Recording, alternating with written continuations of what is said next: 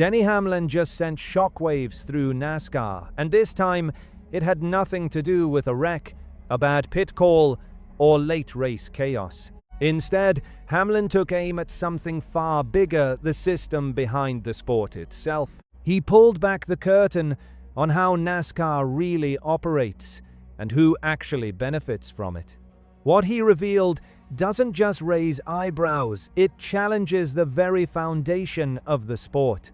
At its core, Hamlin says NASCAR has become a system where teams carry the financial burden, drivers take the risks, and the league controls the money. And now, the entire garage is paying attention. Hamlin didn't hold back.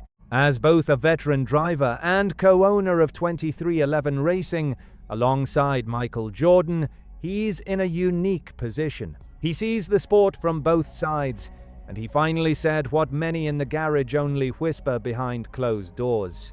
The system is broken. He started with one of NASCAR's biggest recent changes, the move to standardize spec parts introduced in 2022. On paper, it sounded perfect. Cut costs, level the playing field, and give smaller teams a real shot. But in reality, it's done the opposite.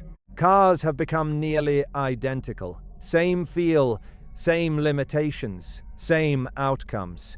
Innovation is gone. Engineers can't experiment. Drivers can't shape cars to match their style. Everything feels cloned. And the racing has suffered because of it. Passing has become harder. Short tracks feel dull. The raw, unpredictable edge that once defined NASCAR is fading fast. What used to separate elite teams from the rest, creativity, risk-taking, ingenuity, has almost disappeared. But that wasn't even the most controversial part. What really turned heads was Hamlin's breakdown of sponsorship rules and how they're costing teams millions. Here's the reality. When NASCAR signs an official partner in a category like tires or fuel, teams are completely blocked from signing sponsors in that same space.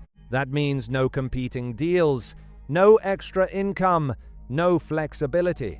Hamlin revealed that teams like his spend around $700,000 a year on tires alone, money straight out of pocket. And they can't even offset that cost with sponsorship. Why? Because NASCAR already owns that category. The door is locked. Teams are forced to buy from approved vendors, pay the price, and move on while NASCAR collects the major sponsorship revenue. And it doesn't stop at tires. Fuel, oil, tools, technology, multiple categories are locked down under exclusive deals. For NASCAR, it guarantees consistency and revenue. But for teams, it's lost income and lost control. The impact goes beyond finances. It cuts into the heart of racing itself. Innovation. With everything standardized, teams can't experiment or fix problems independently. They have to wait for NASCAR to act. And sometimes, that delay matters. Early in the next-gen era, safety concerns emerged with the car's stiffness. Drivers were walking away from crashes, but not without injury. Teams knew something was wrong, but they couldn't make changes.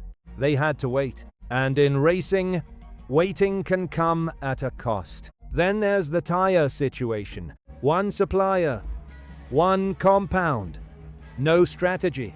Drivers say the newer low-profile tires offer almost no feedback. They can't feel the limit. They're guessing grip levels at high speeds, and in a sport decided by milliseconds, guessing isn't good enough. Compare that to other racing series, where tire strategy plays a huge role in race outcomes. In NASCAR, that layer is gone. Hamlin's perspective carries weight because he lives it every day.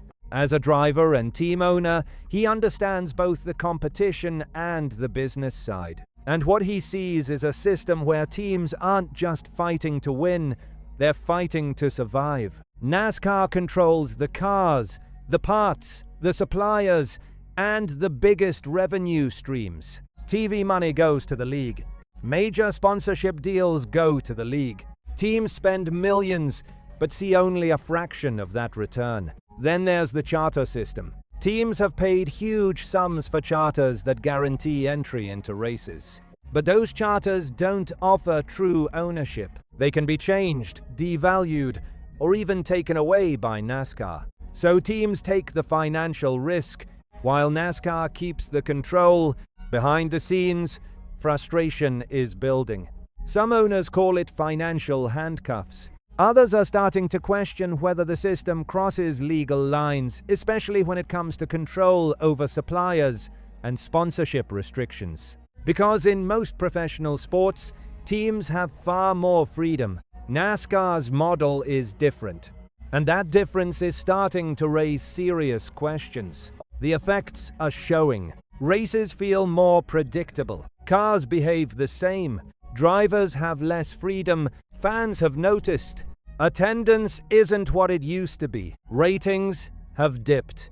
And many longtime fans are saying the same thing. It doesn't feel like the same sport anymore.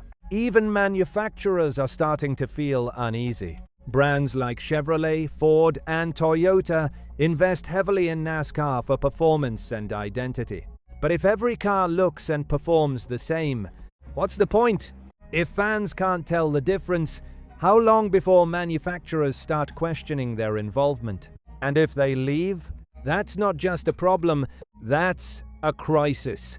So now NASCAR stands at a crossroads. One path keeps everything as it is: tight control, limited freedom, and growing frustration. The other, change, real change. More freedom for teams, better revenue sharing, looser rules, a return to innovation. Because while the current system may control costs, it's draining the soul out of the sport, the creativity, the risk, the identity. That's what Denny Hamlin is fighting for. Not just for himself, not just for his team, but for the future of NASCAR. Now the question is yours. Is Hamlin right?